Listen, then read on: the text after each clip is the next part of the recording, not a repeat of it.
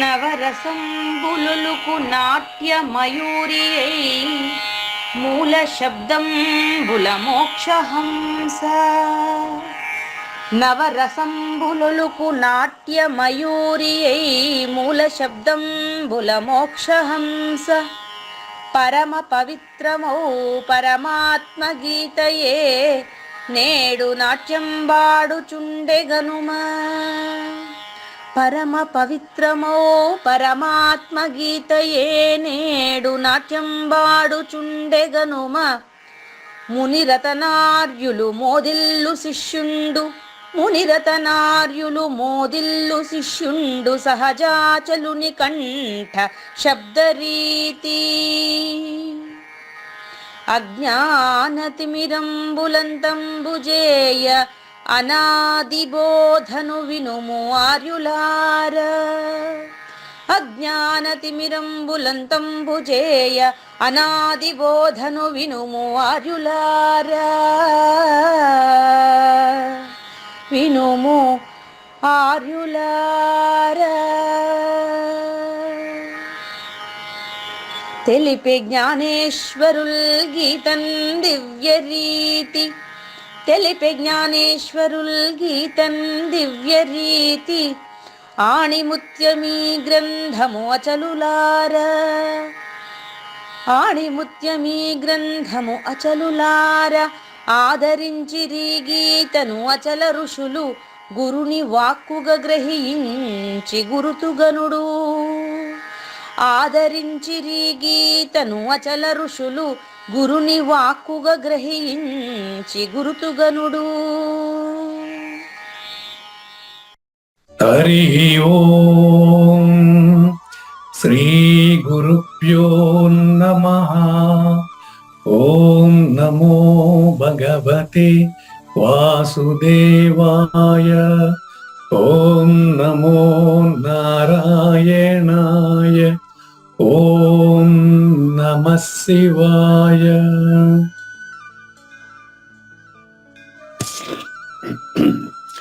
ఈ గీతా జ్ఞాన గణ కార్యక్రమం మొదలై నిన్నటికి ఈరోజు 938 రోజులు. ఈ గీతా జ్ఞాన గణ కార్యక్రమం సంకల్పించి నిర్వహిస్తున్న శ్రీ విద్యాసాగర్ గురువు గారికి, శ్రీ వెంకటేశ్వర గురువు గారికి శ్రోతలందరి తరపున ధన్యవాదాలు, వందనాలు. ఈనాటి కార్యక్రమంలో పాల్గొన్న ఆత్మస్వరూపులైన శ్రోతలందరికీ కైవల్యాశ్రమం తరపున, అలాగే శ్రీ శివరామ దీక్షితుల వారి అచల యూట్యూబ్ ఛానల్ తరపున హృదయపూర్వక స్వాగతం, వందనాలు. కార్యక్రమం ఆరంభించడం గురువు గారిని కోరుతున్నాను. సర్వము గురువుమయము, సర్వము గురువుమయము. భవరోగ వైద్యుడతడని తెలియుము, సకల విద్యల నిలయము. దక్షిణామూర్తి అతడని తెలియుము.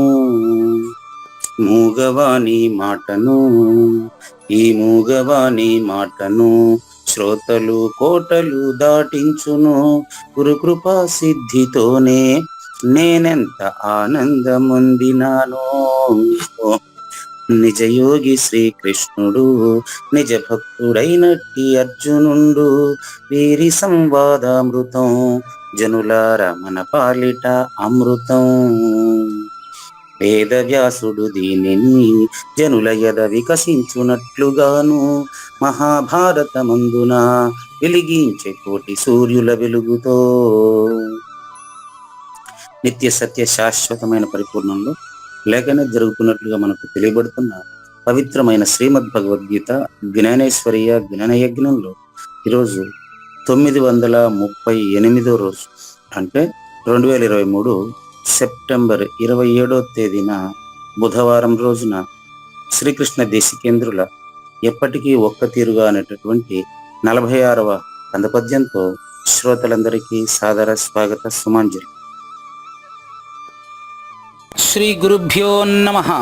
శ్రీమద్భాగవత కృష్ణదేశిక ప్రభులు రచించిన 292 కందార్థ దరువులు సంపూర్ణంగా జ్ఞాన యజ్ఞంలో రోజుకొకటి చొప్పున వ్యాఖ్యానించబడిన విషయం శ్రోతలకు విదితమే.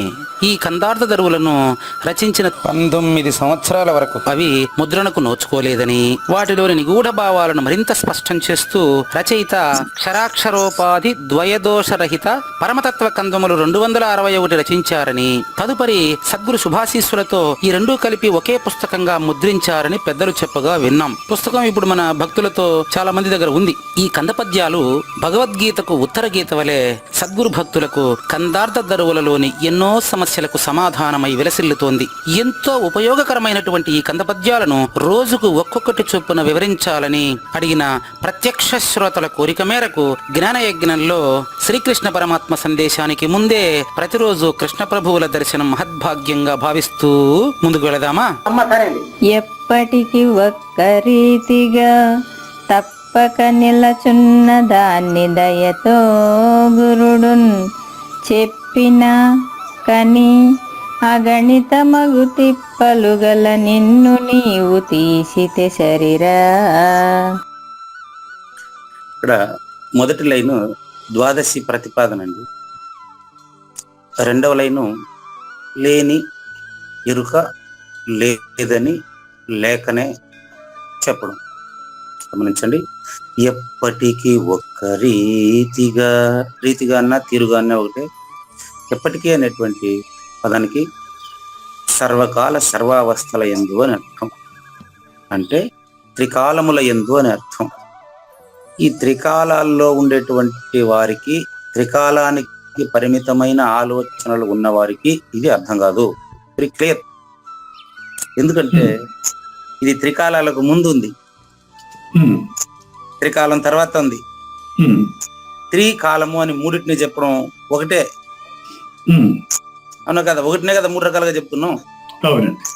గమనించండి, భూత కాలము, వర్తమాన కాలము, భవిష్యత్ కాలం, మూడిట్లో కాలం కామన్ కదా. అంటే ఈ మూడింటికి పరిమితమైనటువంటి వారికి పరిపూర్ణం తెలీదు. ఈ మూడింటికి విశాలమైన దృష్టితో ఆలోచించే ప్రయత్నం చేసినటువంటి వారికి సృష్టికర్త తానుగా అపరోక్షం చెందుతాడు. సృష్టికర్త తానుగా అపరోక్షం చెందినటువంటి స్థాయికి వచ్చినటువంటి వాడు సాధనా సంపద కలిగిన వాడు. ఈ సాధనా సంపత్తి పరుడు అచల సద్గురుమూర్తిని చేరే ప్రయత్నంలో ఉంటే అతను ఇతన్ని గుర్తిస్తాడు. ఎవరు? సద్గురువే నిన్ను గుర్తించాలి.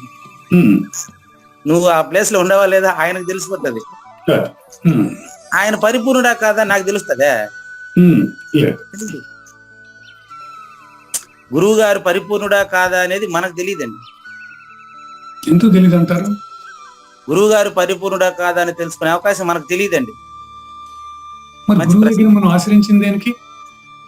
మనం ఆశ్రయించాలనుకున్నది పరిపూర్ణ గురువునే.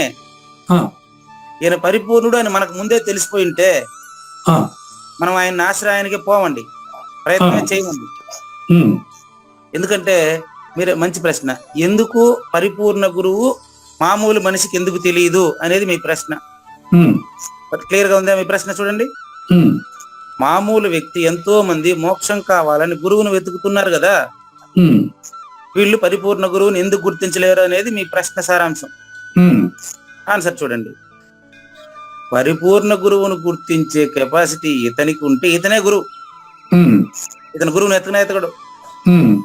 ప్రూఫ్ చూడండి, ఈత నేర్చుకున్న వాళ్ళను గుర్తించే అవకాశం చూస్తానే ఈత రానివాడికి ఉందా? లేదు. ఈత నేర్చుకోవాలంటే జస్ట్ ఎగ్జాంపుల్, ఇది కొత్త కాలేజీ ఇప్పుడు పెడుతున్నాను మీకు అవగాహన కోసం అండి. ఈత కాలేజీలోకి పోయి, ఈత నేర్పించే కాలేజీలోకి పోయి ఈత నేర్చుకునే వాళ్ళని నేను గుర్తించి నేనే ఈత నేర్చుకునేదిలే. ఈత నేర్చుకునే కాలేజీలో పోతే ఈత నేర్చుకోవడానికి పనికి వస్తానా లేదా అనేది నన్ను వాళ్ళు గుర్తించాలి. క్లియర్ గా ఉందా? ఫర్ ఎగ్జాంపుల్, ఒక కాలేజీలో సీట్ రావాలంటే కాలేజీని ఎత్తుక్కుని నేను పోవచ్చు. ఆ కాలేజీలో చదివే నేను పనికి వస్తానా లేదని కాలేజీ యాజమాన్యం నిర్ణయించాలి. క్లియర్ గా ఉందా? ఎంత దూరం ఆలోచిస్తే ఇది వస్తుందో.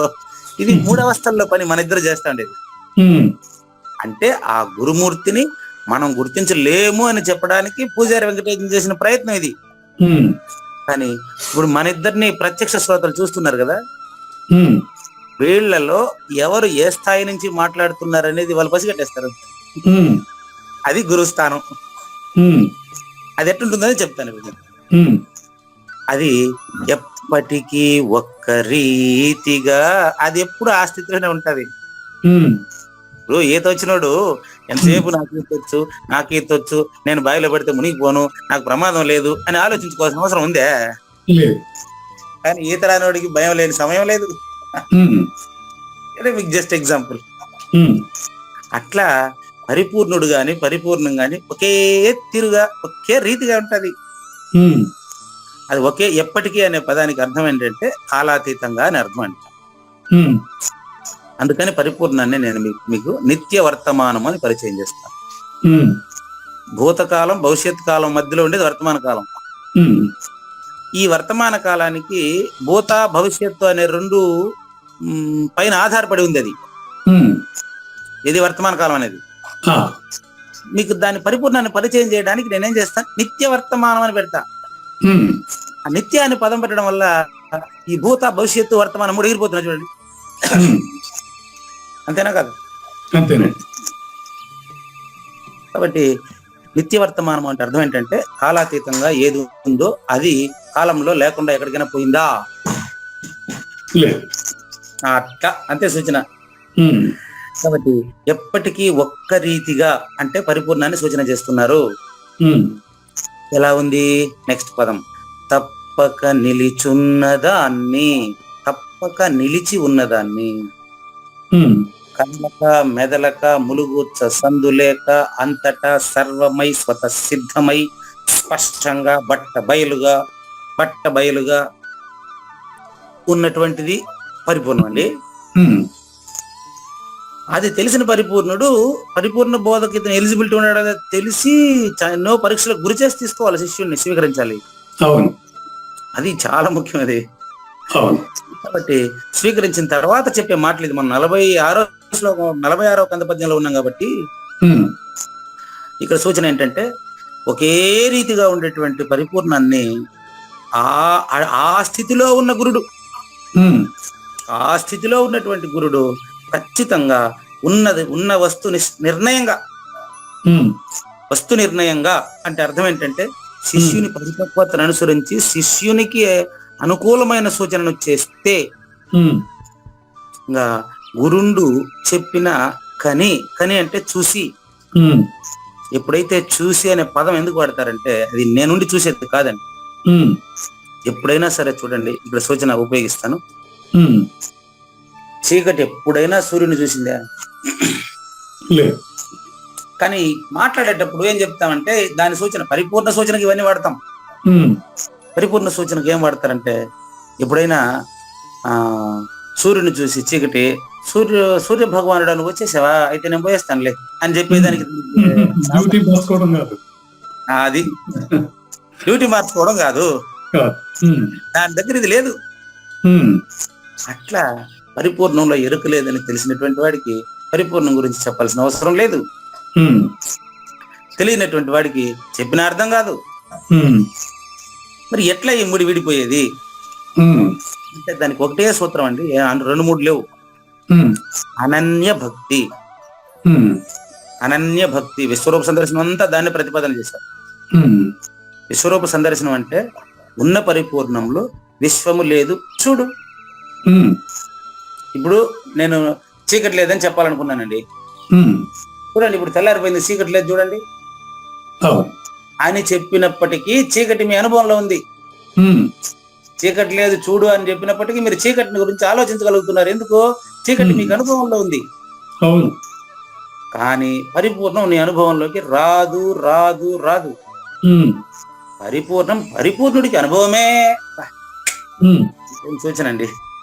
పరిపూర్ణము నా అనుభవంలోకి రాదు, పూజారి వెంకటేశానికి అనుభవానికి రాదు, కావూరి నాగేశ్వర ప్రసాద్ గారి అనుభవానికి రాదు. అట్లని చెప్పేది అనుభవం కానిదా అంటే ఏం సూచన చూడండి. పరిపూర్ణుడికి అనుభవమే. ఉమ్, పరిపూర్ణుడికి అనుభవమే. ఉమ్, ఆ పరిపూర్ణుడుగాన దయతో గురుడు. ఆ దయ ఎక్కడి నుంచి వస్తుంది తెలుసా మీకు? ఉమ్, ఆ దయ ఆయనది కాదు. ఉమ్, తలపల మునిరత్నం గారి దయ అని పూజారి వెంకటేశం అంటాడు అంతే. ఉమ్, దయ తలపల మునిరత్నం గారిది కాదండి. ఉమ్. ఎవరిది అది? దక్షిణామూర్తి. ఆ ఎక్కడి నుంచి అయితే ఇది గురు పరంపరగా వస్తూ ఉందో, సృష్టికి ముందు నుంచి ఉండేటటువంటి సూచన అచల పరిపూర్ణ సద్గురు. అంతేగాని అది ఒక నామము, ఒక రూపము కాదు కదా. ఉమ్, కానీ ఆ దక్షిణామూర్తికి ఈ తలపల మునిరత్నానికి తేడా లేదని తెలిసిన వాడు కూడా అదే అవుతాడు. ఉమ్, అది సూచన అంతే. ఉమ్, కాబట్టి అటువంటి గురు దయతో, అంటే వాళ్ళ గురువు దయతో ఆయన ఆ శిష్యుడికి చెబితే ఉమ్, ఎప్పుడైతే వస్తు నిర్ణయంగా చూశాడో అప్పుడు పోయేది ఏంది అనేది, ఇంక పోయేది ఏంది లేదు. ఉమ్, ప్రబోధ కోసం చేసి చెప్తున్నారు. ఉమ్. పోయేదానికి ఇది ఏడుంది? ఇది సూర్యుడి దగ్గర చీకటి ఉందా పోయేదానికి? లేదు. తనకు తానుగా చీకటి కల్పించబడి చీకటి లేదని చీకటిలో ఉన్నవాడికి తెలుసుకుంటాడు. అంతేగాని సూర్యుడి దగ్గర చీకటి ఉండదని తెలియదు ఆయనకి. ఉమ్, చీకటి తనకు తానుగా కల్పించబడి తనకు తానుగా మాయమైతా ఉంది. ఆ, అట్లా ఎరుక కూడా తనకు తానుగా కల్పించబడినటువంటి లేక తోచిన ఎరుక లేని వాడికి తెలుస్తా ఉండేదండి. ఉమ్, పరిపూర్ణానికి కాదు. పరిపూర్ణానికి అని చెప్పినామంటే ఏమైతుందంటే ఉమ్, ఎరుకను వీడు అంటించినట్టు అవుతుంది. వీడు అంటిస్తే కూడా దానికి ఎరుక అంటించదు. ఉమ్. కాబట్టి సూర్యుడికి చీకటి అంటించేదానికి ఎంత ప్రయత్నం చేసినప్పటికీ అంటదో. ఇవన్నీ ఉదాహరణలు మాత్రమేనండి. అదే. ఉమ్, పరిపూర్ణుడికి పరిపూర్ణము అనుభవమే, ఉమ్, నాకు కాదు. ఉమ్, క్లియర్ గా తెలుసుకోండి. అప్పుడు ఎప్పుడైతే ఇంత స్పష్టంగా సద్గురు సూచన జరిగిందో ఉమ్, ఏముంది? అగణితమగు, అది ఒకటే. ఉమ్, అది ఉండేది ఒక్క తీరే, పరిపూర్ణ ఒక్క తీరే. ఉమ్, కానీ ఎరుక తిప్పలు పలు రకాలు. ఉమ్, 84 జీవరాశులుగా, నవగ్రహ నక్షత్రాలుగా, సృష్టి స్థితి లయములుగా, విరాట్ హిరణ్య గర్భ అవ్యాకృతులుగా తెలియబడుతున్నటువంటి మహదహంకారము, పంచతన్మాత్రలు పంచభూతాలుగా తెలియబడుతున్నటువంటి ఈ యొక్క ఎరుకను అగణితము అని చెబుతున్నారండి. ఉమ్, అగణితం అంటే దీనికి లెక్కలేదు. ఉమ్, లెక్కలేనిది దాని లెక్కలో లేనే లేదు. ఉమ్. ఎరుకకు లెక్కలేదండి. అది. పరిపూర్ణంలో ఎరుకే లేదు, మన లెక్క. ఉమ్, అట్లా వస్తు నిర్ణయంగా గురువు సూచన చేశారనుకోండి, ఉమ్, అగణితమగు తిప్పలు గల. అగణితము అంటే లెక్కలేనని, తిప్పలు అంటే ఏంటి? ఉమ్, అగణితము అంటే గణించ వీలు లేనన్ని, ఉమ్, తిప్పలు అంటే జన్మలండి. ఉమ్, ఇంకా లెక్కలేనని 84 లక్షల జీవరాశులు అంటే ఎవరు పోయించారని నాకు తెలియదు.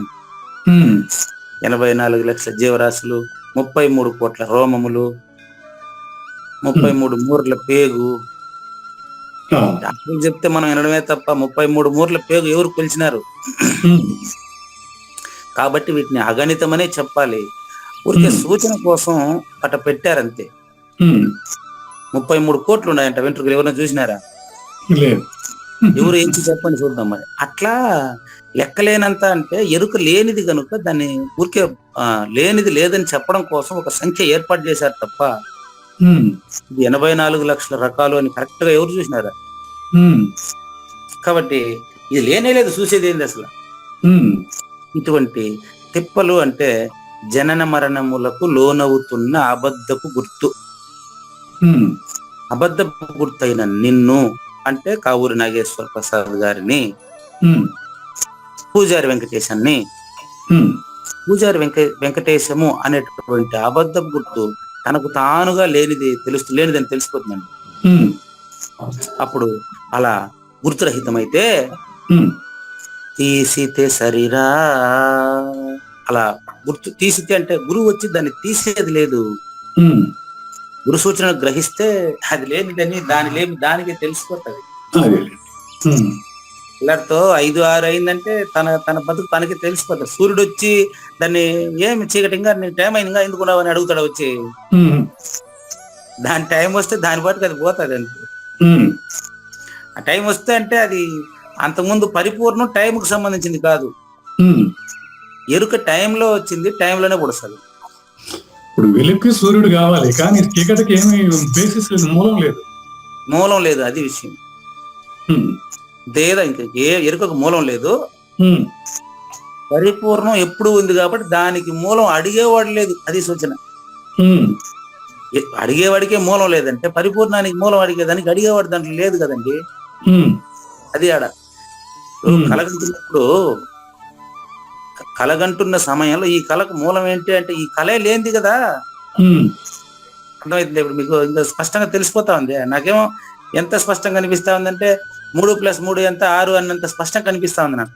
ఉమ్, మీకు చూపిస్తున్నట్టే ఉంది. ఉమ్, చూపించే పూజా వెంకటేశం కనపడడం లేదు. ఉమ్, ఎట్టంటే చూడండి, మళ్ళీ చూడండి. ఇప్పుడు మీరు కలగంటున్నారండి. ఉమ్, కలగంటున్న సమయంలో ఈ కళకు మూలం ఏంటి అని ఆలోచించడం కల్లోనే. ఉమ్, కలగంటున్న సమయంలో ఆ కళ లేనిదే.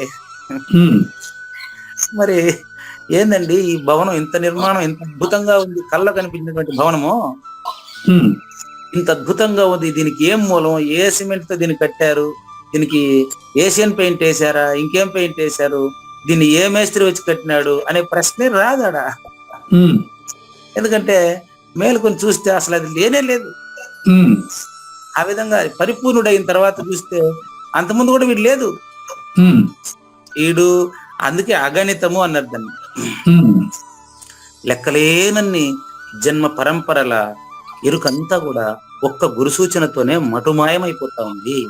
ఉమ్, అట్లా దీనికి సంక్షిప్తంగా భావాన్ని చెప్పి తర్వాత శ్లోకంలో తర్వాత రెండో పద్యం.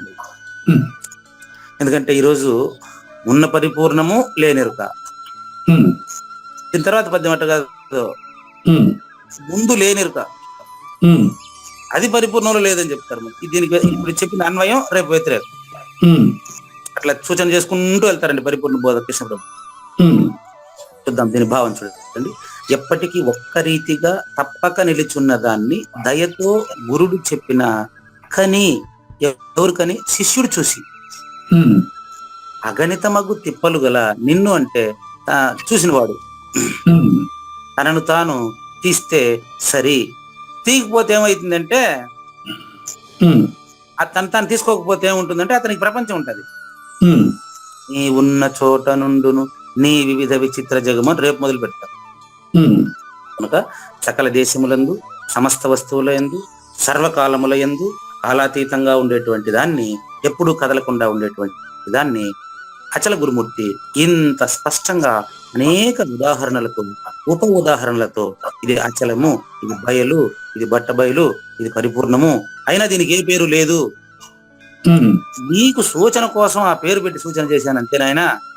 ఉమ్, ఇటువంటి పరిపూర్ణానికి, ఇటువంటి బట్ట బయలకు, ఇటువంటి పరమాత్మకు మరి అందులో ఆ పరమాత్మలో, ఆ పరిపూర్ణంలో, ఆ బట్ట బయలులో ఈ ఎరుకకు, మాట్లాడుతున్నటువంటి ఎరుకకండి, ఉమ్, మాట్లాడుతున్న ఎరుకకు మూలము గాని స్థానము గాని లేదు.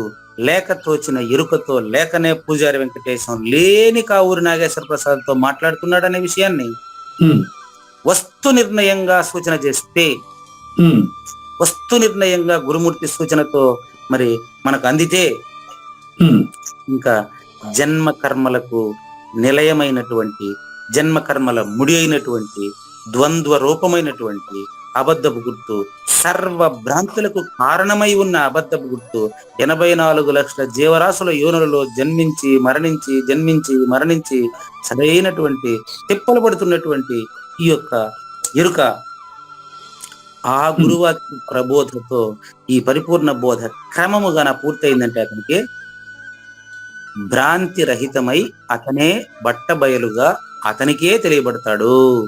ఉమ్, అతను నువ్వే, అదే. అతను ఎవరో కాదు, ఉమ్, శిష్యుడేనండి. శిష్యుడు గురువాయే, గురువు శిష్యుడాయే కదా. ఉమ్, ఇది గురు పరంపర న్యాయం అండి. ఉమ్, ఇంత సులభంగా సూచన అయ్యేటువంటి పరిపూర్ణాన్ని అందరూ ఎందుకు తెలుసుకోవడం లేదు? ఉమ్, ఎరుకకు వశమైనందున. ఉమ్, ఎరుక ఏం పని చేస్తుంది? ఉమ్, పేరు తన గొప్పను, పేరుకి దాసోహం అంటారు. పేరుకి ఎప్పుడైతే అదే కీర్తి ప్రతిష్టలు నెంబర్ 1, ఎరుకకు ఉండేటువంటిది నాకు తెలిసి 2 కీర్తి ప్రతిష్టలు, సంపద. ఈ 2 తప్ప ఇంకా 3వది లేదని అనుకుంటున్నాను. అన్ని సంపద కిందకే వస్తాయి. కీర్తి ప్రతిష్టలు సంపదకు అడిక్టెడ్ అంటే వ్యసన పరుడైనటువంటి రాక్షసాంశ కలిగినటువంటి వారు ఈ సద్గురు బోధన తెలుసుకోలేరు. కనుక కృష్ణ ప్రభువులకు ధన్యవాదాలు తెలియజేస్తూ మనం జ్ఞానేశ్వరి భగవద్గీతలో 16వ అధ్యాయం శ్లోకం నెంబర్ 14, 15 ఈరోజు రాక్షస గుణాలతో చెలరేగుతున్నటువంటి వారి యొక్క తారాస్థాయిని తెలుసుకుంటాం. తారాస్థాయి అంటే వాడు ఎందుకు ఆ విధంగా అంత అజ్ఞానం ఎందుకు వచ్చింది వాడికి అనేది అంతా ఇప్పుడు తెలుస్తుంది మనకు. అని అంటే శ్రీ భగవాను వాచ ఇదమద్యమయా లబ్ధం ఇమం ప్రాప్యే మనోరథం ఇదమస్తిదమపి మే భవిష్యతి పునర్ధనం. ఈ శ్లోకానికి వ్యాఖ్య నిన్న పూర్తయిందండి. అంటే వాడు ఏమంటాడంటే ఇదమధ్య మయాలబ్ధం, నేను ఇక్కడ పుట్టిన తరువాత ఈ జన్మలో ఇంత సంపాదించాను, అది ఇదమధ్య మయాలబ్ధం. ఇమం ప్రాప్స్య మనోరథం అంటే నేను నా కోరికలను ఈ రీతిగా తీర్చుకున్నాను. నేను చెప్పి 2 వచ్చినాయి చూసుకోండి. దీనికి చేజిక్కించుకునేది సంపద. వాడు కీర్తి చెప్తున్నాడు, నేను ఇంతమందిని చంపాను, అవన్నీ నెక్స్ట్ చెప్తాడు. ఇన్ని కోరికలు నెరవేర్చుకున్నాను. ఈ రీతిని వాడు ఏం చేస్తాడంటే ఆ ఎరుక అనే వలలో జనన మరణ భ్రాంతుడు తగులుకున్నాడు. వాడు కర్మత్రయంలో చిక్కుకుంటాడు. వాడు ఇట్లా ఉండేటువంటి వాడు ఏమంటారంటే నీలి అంటే వాడు మురికి కొంపలో బురద గుంటలో అనే మునిగి తేలుతూ ఉంటాడు. జనన మరణాల కొంపలో మునిగి తేలుతూ ఉంటాడు. ఏమంటాడంటే వాడు చివరిగా నిన్న మనకు చెప్పింది, నా దృష్టిలో పడిన దేనిని నేను వదలను చెప్పేది. భవిష్యత్తు పునర్ధనం అంటే అదే. ఇదమస్తి, ఇంత పొందాను నేను, నాకు ఏదైనా సాధ్యమే, నేను దేన్నైనా పొందగలను అంటాడు. వాడు ఎంక్వైరీ చేసుకోకుండా వాడు ఎట్ట మాట్లాడుతున్నాడు చూడు. వాడు అదే భవిష్యత్తు పునర్ధనం, భవిష్యత్తులో కూడా నేను సంపాదిస్తానే ఉంటానంటాడు వాడు. అరే సంపాదించి ఏం చేసుకుంటావు అంటే మళ్ళీ చెప్పలేడు. నిన్న అయిందండి 14, 15 2 శ్లోకాలు ఈ రోజు అవుతాయి. 14 చూడండి. కానీ అండి అసౌమయా హత శత్రుః హనిష్యే చాపరానపి అంటే నేను చంపగలను, చంపించగలను అని అర్థం. ఈ తారాస్థాయి అంటే ఇదే. చంపించేవాడు చూడు, వీడు చంపించేవాడు, వాళ్ళు సచ్చేవాళ్ళు. వీడు బొంద ఇట్టుండదు వీడి కథ. పరిపూర్ణంలో ఈడే లేడంటే చంపించేవాళ్ళు, వాళ్ళు సచ్చేవాళ్ళు. దీని గురించి చెప్పండి. కానీ అసౌమయ హత శత్రుః హనిష్యే చాపరానపి ఈశ్వరోహమహం భోగి సిద్ధోహం బలవాన్ సుఖీ.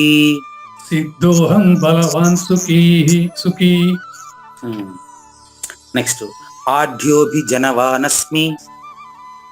నెక్స్ట్ ఇది అద్యో కదండి గురుగారు. అదే ఆఢ్యోభిజనవానస్మి. ఆఢ్యోభి జననవనస్మి. అదే అండి. అది కాదు, ఆ అండి. అవును. ఆఢ్యోభి జనవానస్మి కోన్యోస్తి సదృశోమయా యక్ష్యే దాస్యామి మోదిష్య ఇత్యజ్ఞాన విమోహితాః. నిజానికి విడిగా 2 ఒకటిగా ఎందుకు తీసుకున్నానంటే ఈ 15వ శ్లోకం చివరికి ఇతి అంటే ఈ విధంగా, అజ్ఞాన విమోహితాః అజ్ఞానంతో కళ్ళు మూసుకొని పోయినటువంటి వాడు, జ్ఞాన దృష్టి లేక వాడు కామం బాగా కమ్మడం వల్ల ఇలా మాట్లాడతాడు. అక్కడి నుంచి వాడి నాశనాన్ని చెప్తారు. ఈరోజు వాడి యొక్క అంటే అజ్ఞాని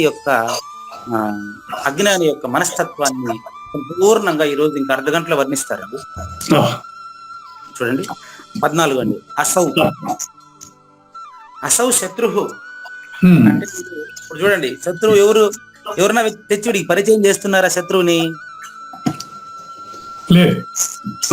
గమనించండి, మనం అందరం కూడా జనన మరణ భ్రాంతిలో ఉండే వాళ్ళందరికీ కూడా ఎవరైనా నాయన బాబు నీకు ఇంతమంది శత్రువులు ఉన్నారు అని ఎవరైనా పేపర్ మీద రాసిచ్చినారా పిల్లకాయలకి? వీడి భావన అదంతే. దీనికి మనకు ఆత్మైవ హ్యాత్మనో బంధు ఆత్మైవ రిపురాత్మన అక్కడ ఉంది 6వ అధ్యాయం 5వ శ్లోకంలో చెప్పారు మనకు. తనను తాను జయించినటువంటి వాడికి తనకు తానే బంధువు, తనను తాను జయించలేనటువంటి వాడికి తనకు తాను అర్థం కానటువంటి వాడికి శత్రువుల్ని తానే కల్పించుకుంటాడు. కాబట్టి అతనే మిత్రుడు, అతనే శత్రువు.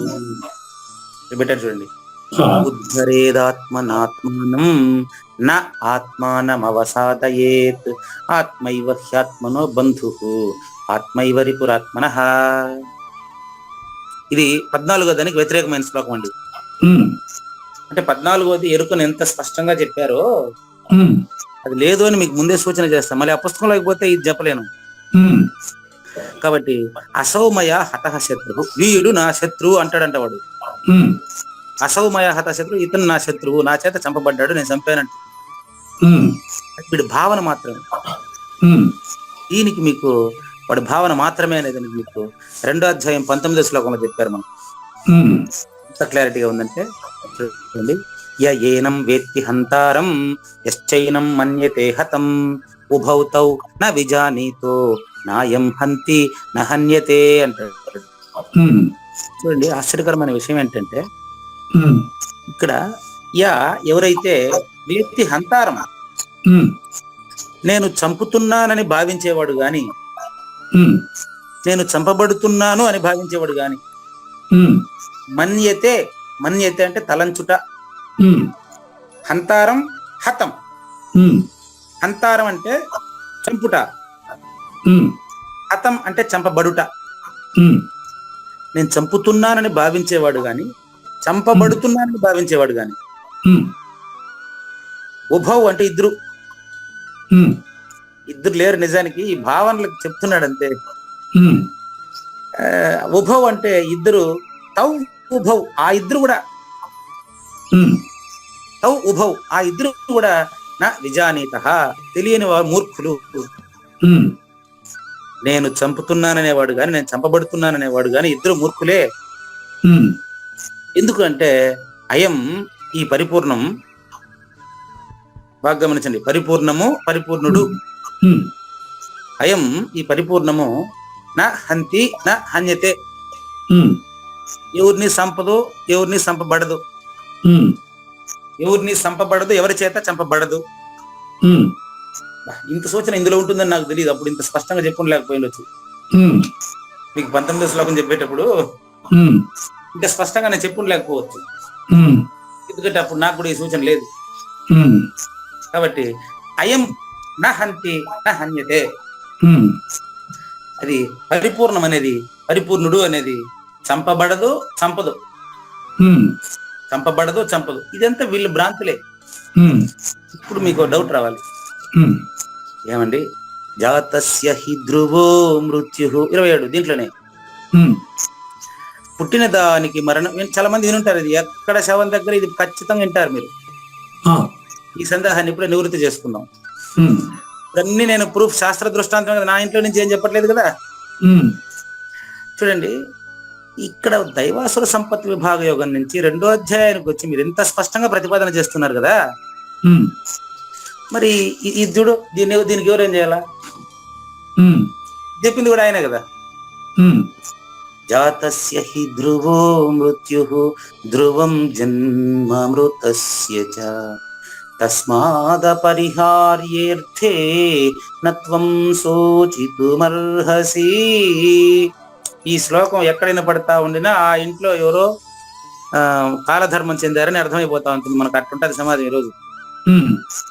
ఇక్కడ ఇంత స్పష్టంగా పుట్టిన దానికి మరణము తప్పదు, మరణించిన దానికి జన్మము తప్పదు, అనివార్యమైన ఈ విషయం గురించి శోకించతగదు గురుగారు చెప్పారు కదండి.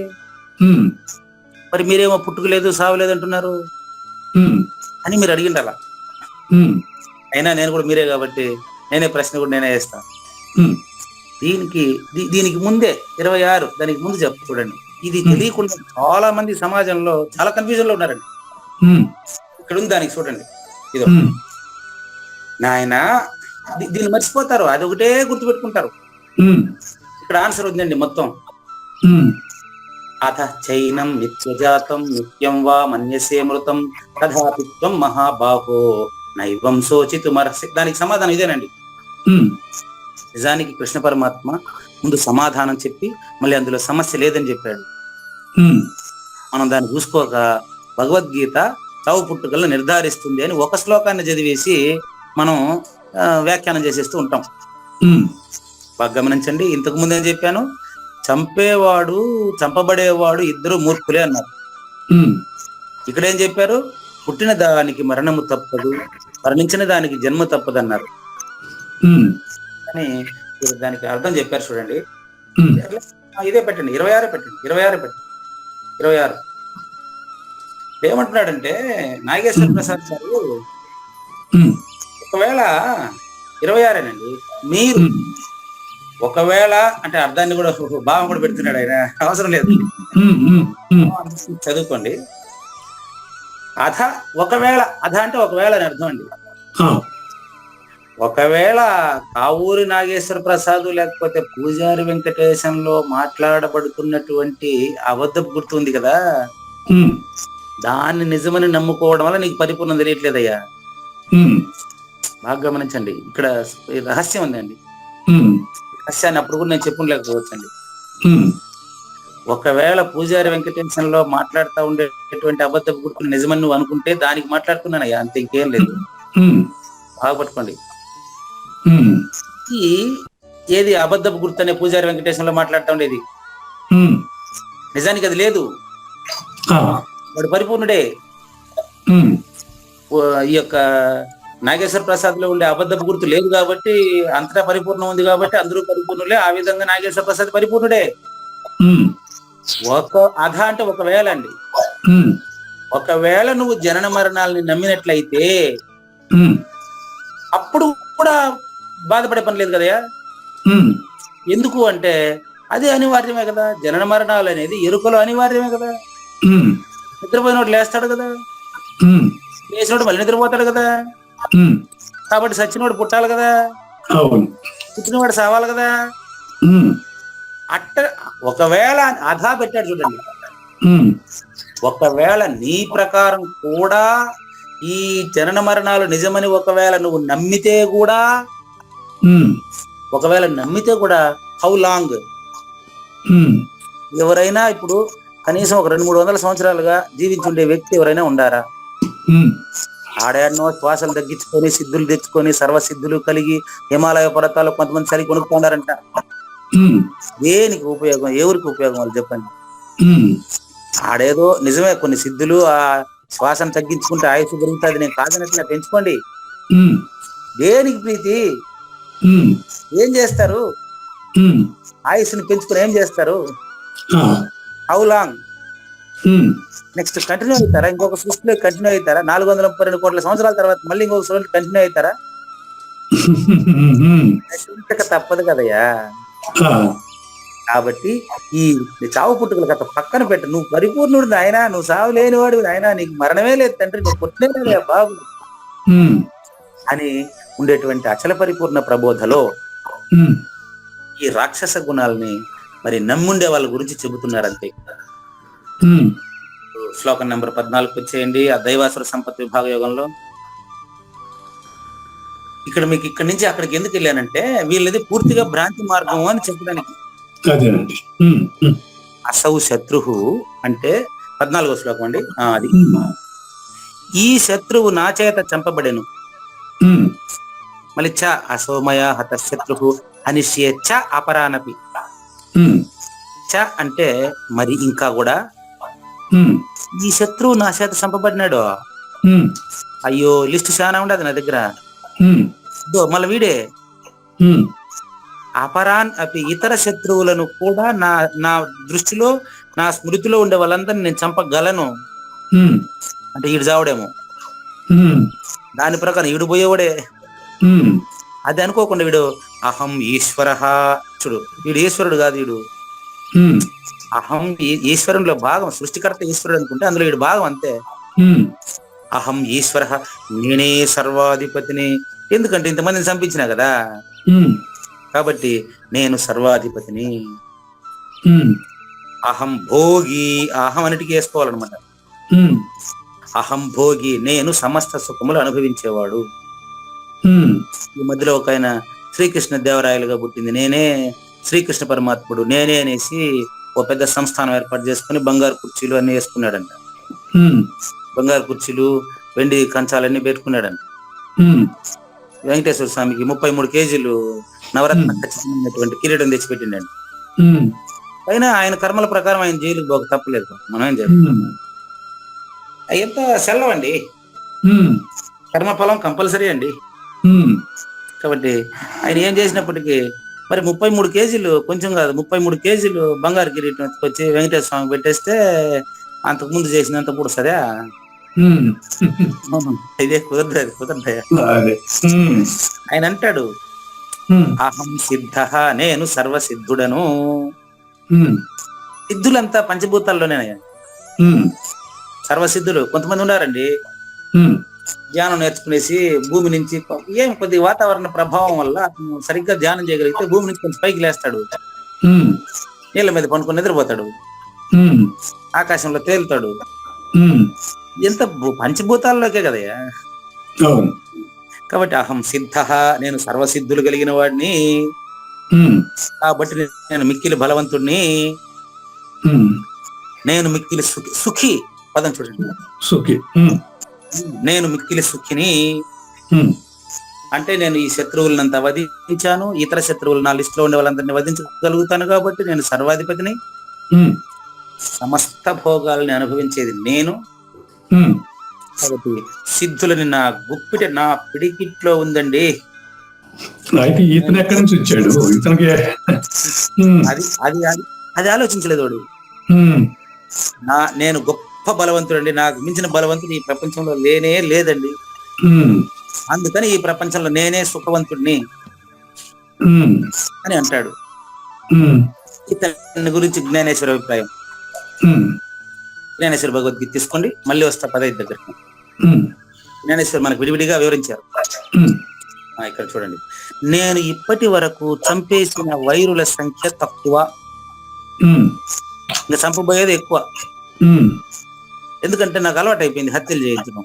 ఉమ్, కాబట్టి ఈ ఇప్పటి వరకు నేను చంపేసినటువంటి నా శత్రువుల సంఖ్య చాలా తక్కువగా ఉంది, ఉమ్, కౌంట్ పెంచాలా. ఉమ్, ఇక నేను ఇంతకంటే ఎక్కువ మందిని కూడా చంపగలను, నాకు అలవాటు అయిపోయింది హత్యలు. ఉమ్, ఇప్పుడు నేను ప్రపంచమునందు అంతటా నా కీర్తి రాజ్యమే ఉంటది, ఉమ్, మొత్తం నన్ను గురించే చెప్పుకోవాలి ప్రపంచం అంతా. ఓం హిరణ్యకశ్యపాయ నమః చెప్పు అంటాడు. ఉమ్, ఇక మీట ఇదంతా మానేయనట. భక్త ప్రహ్లాద సినిమాలోనే కదా, అవును. దాని ఉదాహరణ తీసుకుంటే ఎవరికి కోపం రాదు కదా. ఉమ్, అవును. ఆయన ఎట్టా ఎస్పీ రంగారావుకి రాదు, ఎట్టా ఆయన నటన అంతే ఆయన. ఉమ్, కాబట్టి ఈ ఓం నమో నారాయణాయ చెప్పొద్దు, ఓం హిరణ్యకశ్యపాయ నమః అని చెప్పు అంటాడు అన్నమాట. ఉమ్, ఎందుకంటే సిద్ధులు సంపాదించినాను అంటాడు. ఉమ్, అప్పుడు చెప్తాడు ప్రహ్లాదుడు, ఉమ్, నాయన అంతా సాధించినావు సరే, నిన్ను నువ్వు జయించలేదే, నీలో ఉండే 6 మంది శత్రువుల్ని నువ్వు చంపుకోలేదు ఇంతవరకు బాగుంది. ఉమ్, అని చెప్తాడు. ఉమ్, అది తెలియట్లేదు ఎవరికి. కొడుకు చెప్తే కూడా అర్థం కాలేదండి, ఉమ్, ఇలక్క చెప్పినట్టు స్పష్టంగా చెప్తాడు. చిన్నాడు చెప్పిన కూడా అర్థం కావట్లేదు. ఉమ్, చదివించిరి నన్ను గురువులు. ఆయన హిరణ్యకశిపుడు అడుగుతాడు ఉమ్, ఏమని అంటే, నాయన ఏం చదువుకున్నావు స్కూల్లో, నీకేం చెప్పారు టీచర్లు, కొద్దిగా అప్పచెప్పు నాయన అని కొడుకుని అడుగుతాడు. ఉమ్, కొడుకు చెప్తాడు, ఉమ్, తండ్రి చదివించిరి నన్ను గురువులు, చదివితి మర్మార్థ ధర్మ శాస్త్రంబులను, నే చదివినవి పెక్కుగలవు, నే చదివినవి గలవు పెక్కులు, చదువులలో మర్మమెల్ల చదివితి తండ్రి అంటాడు. అరే రే నా కొడుకు విద్యావంతుడైనాడే, చదువుల్లో మర్మం చదివేసినావా? ఏడుంది మర్మం? నేనే కదరా నీ మర్మం. హిరణ్యకశిపుడు ఒకటే కదా ప్రపంచం అంతా, మళ్ళీ మర్మం ఏడుందిరా అంటే ఆ మర్మమే బట్ట బయలు, అది నీకు తెలియదు ఏం చేద్దాం. చదువులలో మర్మమెల్ల చదివి తండ్రి అంటాడు. అది తెలియకపోవడం వల్లనే 6 మందితో అరిషడ్ వర్గాలతో వేగుతున్నాడు మనిషి. ఇందుకే ఇక్కడ చదువులలో మర్మం ఏంటి? ఆ మర్మం హిరణ్యకశిపుడికి అంటే ఇక్కడ వీడు చెప్తున్నాడు, వీడు అసౌమయ హతశత్రు హనిష్యే తాపరానపి ఈశ్వరోహమహం భోగి సిద్ధోహం బలవాన్ సుఖి. దీనికి నేను భక్త ప్రహ్లాదుల హిరణ్యకశిపుని తీసుకోవడం సమమేనండి, సబబేనండి. అంతే కదా? నా శత్రువులు ఎవరు మిగలరు, నేనే ప్రపంచాధిపతిని, అందరూ నన్నే పూజించండి, నాకే గుడి కట్టండి, నా పూజే చేయండి అంటాడు కదా వాడు. కానీ ఉదాహరణకు తీసుకోవచ్చు కదా. అప్పుడు భక్త ప్రహ్లాదుడు ఏం చెప్తాడు అంటే, నాయనా ఇదంతా కాదు, చదువుల్లో మర్మం ఒకటి ఉంది, అది నీకు తెలియలేదు, ఏం చేసేది, నేను అన్ని తెలుసుకున్నావు కానీ దీంట్లో మర్మం తెలియలేదు నీకు. ఆ మర్మం ఏంటంటే అదే తనలో ఉండేటువంటి శత్రువుని, అంటే తనకు తానే శత్రువుగా ఉంటున్నాడు, తాన శత్రువుగా తనను జయిస్తే తానే పరిపూర్ణుడండి. అనుమానం లేదండి. చదువులలో మర్మమల్ల చదివి తండ్రి అని చెప్తే తండ్రి సంతోషపడుతున్నాడు తప్ప ఆ మర్మం ఇతనికి తెలియదు. మర్మం చెప్తాను, రాసుకోండి. ఏక విజ్ఞానేన సర్వం విజ్ఞానం భవతి. ఇంతేనండి. ఏక విజ్ఞానేన సర్వం విజ్ఞాతం భవతి. ఓకే. ఏక విజ్ఞానేన సర్వం విజ్ఞాతం భవతి. ఇది శాస్త్రం చెప్పింది. ఏమంటే ఏ ఒక్కటి తెలుసుకుంటే సర్వము తెలియబడునో అది మర్మం. ఆ మర్మాన్ని గురువు మాత్రమే చెప్పగలడు. ఎట్లా చెప్తాడు గురువు అంటే, ఏ ఒక్కటి తెలుసుకుంటే ఇంకేమీ తెలుసుకోవాల్సిన అవసరం లేదు, అదే పరిపూర్ణం. కానీ శాస్త్రం అంతవరకే చెప్తాది, ఏక విజ్ఞానం సర్వ విజ్ఞానైన భవతి, అంతవరకే చెప్తాది. శాస్త్రం దానికి మేము చెప్పలేదండి. ఆ తర్వాత వ్యాఖ్యాత చెప్పాలి, లేకపోతే గురువు చెప్పాలి, లేకపోతే నీకే కొడుకుగా పుట్టి భక్త ప్రహ్లాదుడు తండ్రికి చెప్పినట్టు చెప్పాలి, అంతే. కాబట్టి అదేంద్రా నువ్వు చెప్పు అని అడుగుతాడు. ఏక విజ్ఞానం సర్వం విజ్ఞానైన భవతినా, అదెట్టా? ఏక విజ్ఞానేన సర్వం విజ్ఞాతం భవతి, అదేట చెప్పురా అని అడుగుతాడు తండ్రి కొడుకుని. అప్పుడు చెప్తాడు, ఇంకా వరస పెట్టి చెప్పేస్తాడు. కోపం వచ్చేస్తుంది, తండ్రి కోపం వచ్చేస్తుంది. వరస పెట్టి ఏం చెప్తాడు? మందార మకరంద మాధుర్యమునదేలు మధు పంపునే మదనములకని మొదలెడతాడు. అంటే ఇక్కడ పోలిగ్గా చెప్తాడు అంతే. మందార మకరంద మాధుర్యమునదేలు మధుపంబునే మదనములకు. ఇప్పుడు తుమ్మెదకి హాయిగా పువ్వులో, వసంత ఋతువులో పువ్వులో స్వీకరించేటువంటి హాయిగా ఉండేటువంటి దాని యొక్క ఆనందాన్ని వేరే ఆడనే బొమ్మంటే పోతుంది అది లేదు. హంస హాయిగా నీళ్ళల్లో జాలిగా, చేప గాని హంస గాని నీళ్ళల్లో ఉండేటప్పుడు హాయిగా ఉంటది, దూరం బొమ్మంటే పోతుందా? అట్లా అచల గురుమూర్తితో అనన్య భక్తితో ఉండేటోడికి ఇదంతా రుచిస్తుందా నాయన అని అడుగుతాడు, అంతే. వాడిని సంపించే ప్రయత్నం చేస్తాడు వీడు. ఆయనకి సాగు పుట్టుకలే లేవు. అది ఇప్పుడు తనలో ఉన్న శత్రువును తొలగించుకుంటే అతను పరిపూర్ణుడు, అంతకు మించిన తోడు లేదనేది. అవునండి, డౌటే లేదు అనేది ఎరుక ఇక్కడ, అది తొలగించుకోని చెప్తున్నాడు, అంతే. శత్రువు ఎరుక కాదు, శత్రు భావన ఎరుక కదా. చూడండి, శత్రువులే లేరు అసలు. ఎందుకు శత్రువులు లేరంటే శత్రువును భావిస్తే కదా శత్రువు. ఈ యొక్క ప్రహ్లాదుడిలో శత్రు భావన ఉందా చూడండి, లేదు. మరి ఈయనలో పరిపూర్ణ భావన ఉందా చూడండి, వాళ్ళ ఆయనలో లేదు. అంతే తేడా. ఇప్పుడు శత్రుభావం అంటే గురువు గారు, మరి కొంతమంది ఉంటారు దుర్మార్గులు, మరి వాళ్ళ పట్ల శత్రుభావం లేకుండా ఎందుకుంటుంది? అదేనండి, శత్రుభావన ఎవరికైతే ఉందో, మీరు కొంతమంది అని చెప్పారు, ఎవరి పేరు చెప్పలేరు మీరు. ఇప్పుడు మీరు ఎందుకంటే క్లాస్ అందరూ వింటున్నారు కదా, కొంతమంది దుర్మార్గులు అని చెప్పారు, నేను కూడా దుర్మార్గులు అని చెప్పానే కానీ ఇప్పుడు హిరణ్యకశిపుని తెచ్చుకున్నా కానీ ఎవరి పేరు చెప్పనేడా. ఎందుకంటే నిజానికి వాళ్ళంతా పరిపూర్ణమే, అది వాళ్ళ భావన, అంతేనండి. అందులో నేను కూడా ఉంటానండి. ఇప్పుడు అక్కడ శత్రుభావం లేకుండా ఉండడానికి ఆయన హాని చేసిన విష్ణువు తనకి ఏం హాని చేయలేదు, హిరణ్యకశిపుడికి ఏం హాని చేయలేదు. మీరు ఇంకా అక్కడే ఉండారా? హిరణ్యకశిపుడు ప్రహ్లాదుడి దగ్గరే ఉండారా? నేను వాళ్ళని వదిలేసి మీ దగ్గరకు వచ్చేసిన, ఇప్పుడు మీ పాదాల దగ్గరకు వచ్చేసినాను. అది విషయం. హాని చేయలేదంటే వాడు అటు కాదు, అది కర్మ ప్రారంధం అండి. మంచి ప్రశ్న తెచ్చారండి, మంచి ప్రశ్న తెచ్చారు. హాని చేయలేదంటే ప్రారంధం. ఎందుకు పగబడతాడు తెలుసు కదా మీకు. హిరణ్యాక్షుడు హిరణ్యకశిపుడు, శిశుపాలుడు దంతవక్త్రుడు, రావణుడు కుంభకర్ణుడు, ఈ 6 అరిషడ్ వర్గాలు. మళ్ళీ చూడండి, హిరణ్యాక్షుడు హిరణ్యకశిపుడు, శిశుపాలుడు దంతవక్త్రుడు, రావణుడు కుంభకర్ణుడు. పురాణం ప్రకారం వీళ్ళు 6 మంది ఒక్క శ్రీ మహావిష్ణువు పైన పోరాటం. శిశుపాలుడు దంతవక్తుడు శ్రీకృష్ణునికి శ్రీకృష్ణుడిని శత్రువుగా భావించారు. అటేరండి, రావణ కుంభకర్ణులు రాముణ్ణి శత్రువుగా భావించారు. మళ్ళా ఇప్పుడు హిరణ్యకశిపుడు హిరణ్యాక్షుడు శ్రీ మహావిష్ణువుని శత్రువుగా భావించారు. కానీ రాముడు, కృష్ణుడు, తర్వాత ఇంకొక ఆయన ఎవరు, శ్రీ మహావిష్ణువు నరసింహావతారం. రాముడుగా కృష్ణుడుగా పురాణాలు, రాముడుగా కృష్ణుడుగా మాత్రం ఇతిహాసాలండి, ఇతిహాసాలు. శ్రీ మహావిష్ణువు నరసింహావతారం పురాణానికి సంబంధించిన వ్యవహారం అండి. ఇదంతా కూడా ఒక్క అచల పరిపూర్ణుని గురించి తెలియజేయడానికి కలిగినటువంటి కథలే కదా. అందులో రాముడుగా ఉండే ఆయన అక్కడ ఏమి విన్నాడో, కృష్ణుడుగా ఉండే ఆయన ఇక్కడ అదే బోధించాడు. ఈ 3 కాదని భక్త తన కొడుకుగానే వచ్చి బోధించాడు హిరణ్యకశిపుడికి. ఇట్లా అన్వయం చేసుకోవాలి తప్ప, ఇట్లా అన్వయం చేసుకున్నప్పుడు ఏమైతుందంటే కేవలం శత్రు భావన మాత్రమే ఉంది, కానీ నిజానికి శత్రువులు అనే వాళ్ళు ఉండాలంటే రెండోది ఉన్నట్టు భావించేవాడు కాబట్టి వాడికి భావన ఉంది. ఉన్నది ఒకటే, అది పరిపూర్ణము, అది నువ్వేనంటే ఇంకా భావన లేదు, భావించేవాడు లేడు. కానీ వీడికి రాక్షసాంశ అంటే లేనెరుకును నమ్మినవాడు కాబట్టి, లేనెరుకు అటాచ్ అయినాడు కాబట్టి నా కీర్తి రాజ్యమే ఉంటుంది, అంతటా నా ఆజ్ఞ యందుండి పనిచేసేటువంటి మనుషుల్ని వదిలిసి మిగిలిన వారందరినీ చంపేస్తా. హిరణ్యకశిపుడు చేసిన ఆ పనే కదా. ఎగ్జాంపుల్ అండి, పురాణంలో అలా చెబుతారు. ఈ చరాచరములకు ప్రభువు అని లోకులచే చెప్పబడేవాడు నేను. ఓం హిరణ్యాయ నమః అనండి, హిరణ్యాక్షుడికి పూజ చేయండి, హిరణ్యకశిపుడికి పూజ చేయండి. ఈ సుఖభోగ రూపియగు పృథివికి చక్రవర్తి రాజు నేను. సుఖములన్నిటికీ నేను ఆధారం. వాడిని వాడు జయించలేదు చూడండి. ఇది అహంకారం అన్నమాట.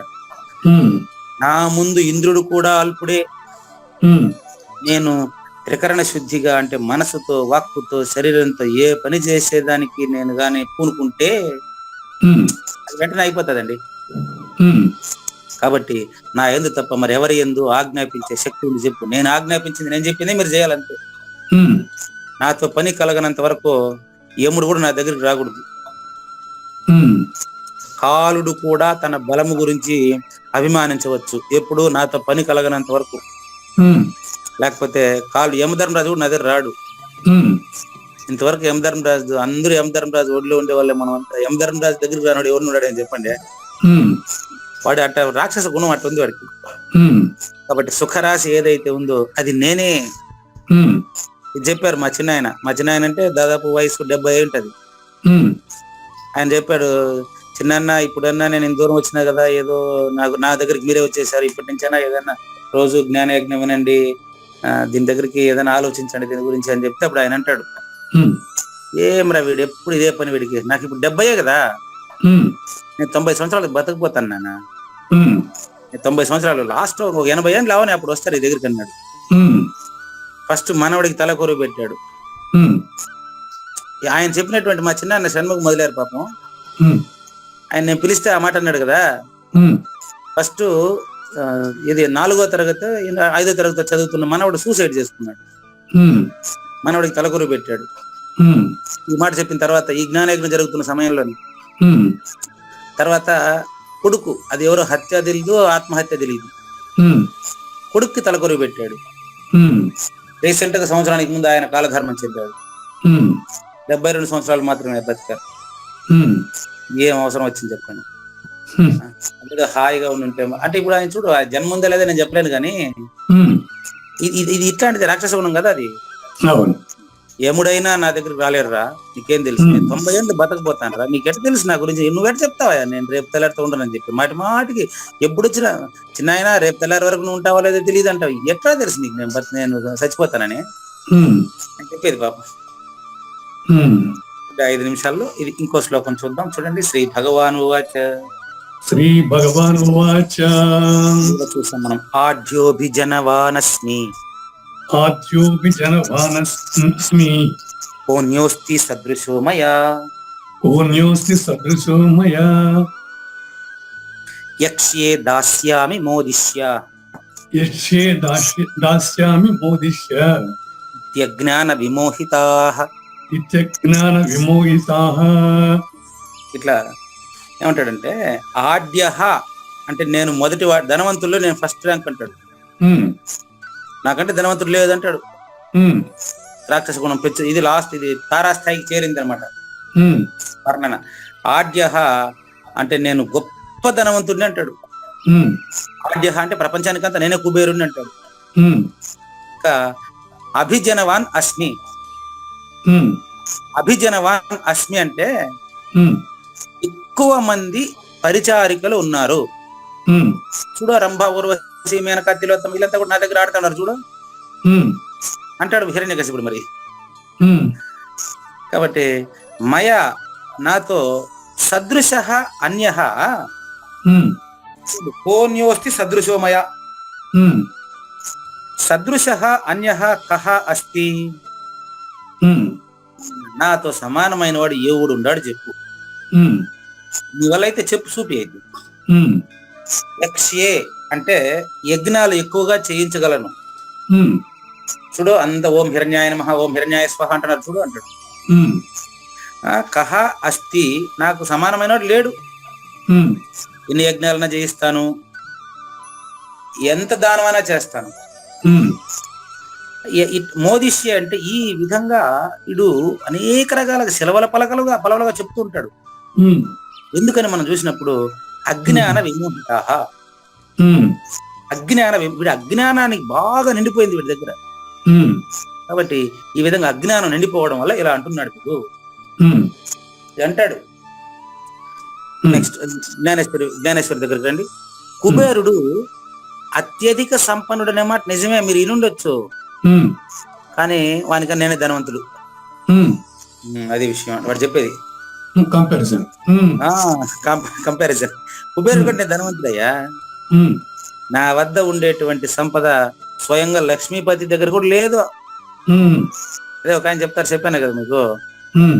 ఆయన అంటాడు, నాయన ఒకవేళ ఇప్పుడు నా ఆస్తి అంతా అమ్మేసి నా దగ్గర డబ్బు ఇచ్చినారంటే అదంతా ఎంతానే చచ్చిపోస్తాను అంత సంపాదించేసినాడంట ఆయన. మనం ఏం చేసింది, ఆయన నా వద్ద ఉండే అంత ధనం స్వయంగా లక్ష్మీపతి దగ్గర కూడా లేదు లేదు లేదు. కాబట్టి నేను అందరికంటే నేనే ధనవంతుడు, అది కుబేరు కంటే నేను ధనవంతుడు. ఏం చేయడానికి కాదా, ఇప్పుడు నేను సంపాదించిన నాకే తెలియదు అంటాడు. మరి మిగతా విషయాలు మనం తర్వాత ఎపిసోడ్ లో చూద్దామండి. లేనిది లేదు లేదు, ఉన్నది లేకపోవుట లేదండి, ఈ గొప్ప మర్మమంతా నీ వలన తేటగా తెలిసేనండి. శ్లోకం నంబర్ 14-15.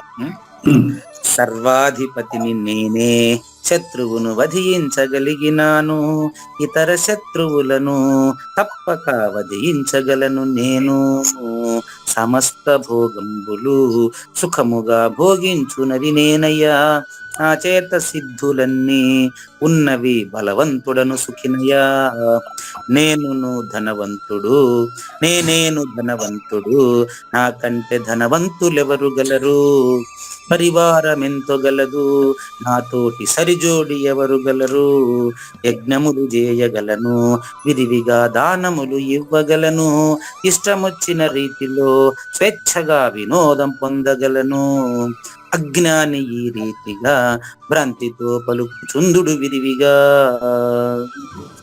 శ్రీకృష్ణుని పలుకును సూటిగా తలపల మునిరత్నమే శ్రీమించిన భావమై సద్గురువు చెప్పకనే చెప్పెనండి. సద్గురాత్మ మంగళం అమ్మ కానండి. జయమంగళం నిత్య శుభమంగళం జయతు జయమంగళం మహోత్సవమంగళం. జయమంగళం నిత్య శుభమంగళం జయతు జయమంగళం మహోత్సవమంగళం. శ్రీమించునచలంబు సూచించినటువంటి దక్షిణామూర్తికి దండమిడుతూ, శ్రీమించునచలంబు సూచించినటువంటి దక్షిణామూర్తికి దండమిడుతూ, శ్రీ మహావిష్ణువు సూర్య భగవానుడు యాజ్ఞవల్కి జనక రాజ ఋషికి. జయమంగళం నిత్య శుభమంగళం జయతు జయమంగళం మహోత్సవమంగళం. అయం వ్యర్థ బాహ్యకోపి నభవతి అనే సుఖయోగి సాంది పరుసుల వరుస. అయం వ్యర్థ బాహ్యకోపి నభవతి అనే సుఖయోగి సాంది పరుసుల వరుస. దీనినే శ్రీకృష్ణ పరమాత్మ వద్దనే ఎరిగరిగిన ఉద్ధవార్జునులకు. జయమంగళం నిత్య శుభమంగళం జయతు జయమంగళం మహోత్సవమంగళం. శ్రీ అల్లమా ప్రభు బసవేశ్వరుండును బ్రహ్మానంద రామానంద స్వామి. శ్రీ అల్లమా ప్రభు బసవేశ్వరుండును బ్రహ్మానంద రామానంద స్వామి. నవరసాలు లిఖించు నాట్యమయూరిగా గీతను మలచిన జ్ఞానేశ్వరులకు. జయమంగళం నిత్య శుభమంగళం జయతు జయమంగళం మహోత్సవమంగళం.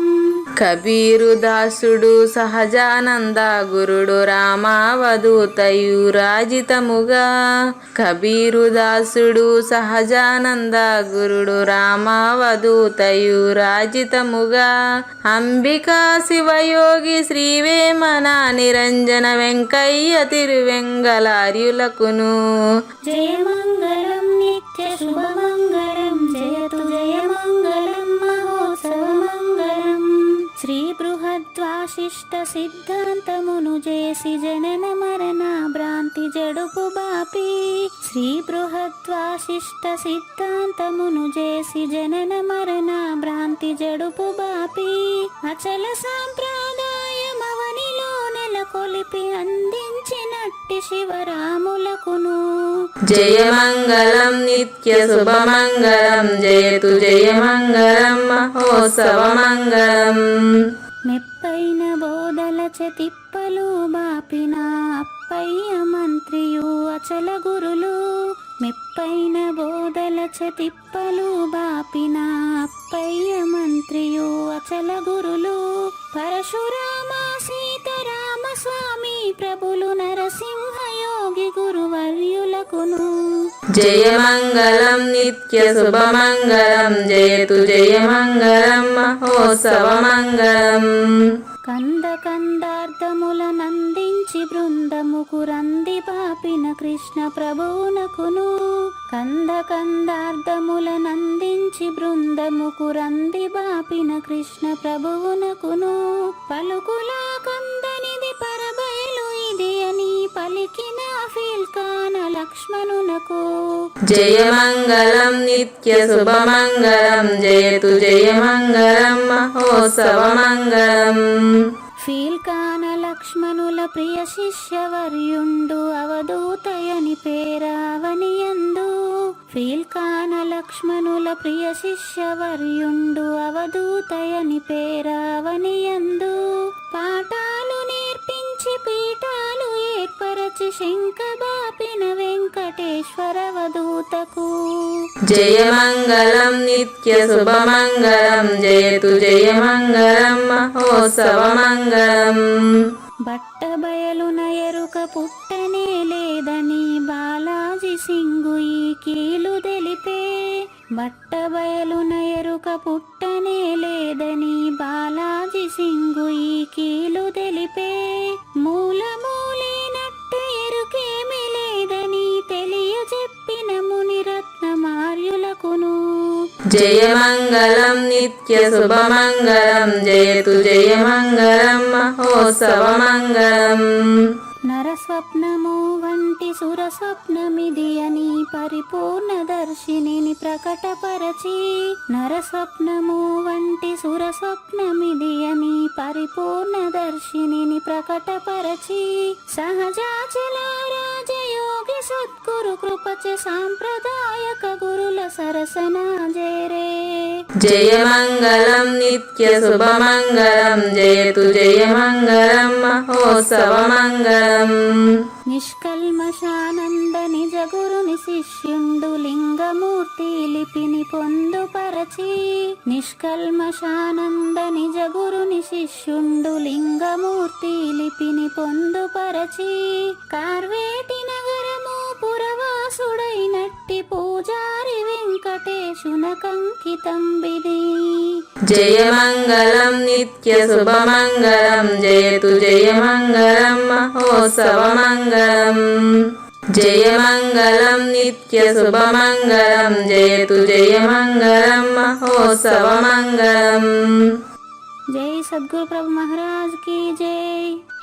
జై గురుదేవ్ అండి. శ్రోతలందరి తరపున వెంకటేశ్వర గురు గారు ధన్యవాదాలు చెప్తూ శాంతి మంత్రం. పూర్ణమదః పూర్ణమిదం పూర్ణాత్ పూర్ణముదచ్యతే పూర్ణస్య పూర్ణమాదాయ పూర్ణమేవావశిష్యతే. ఓం తత్సత్. ఓం శాంతి శాంతి శాంతి. హరి ఓం.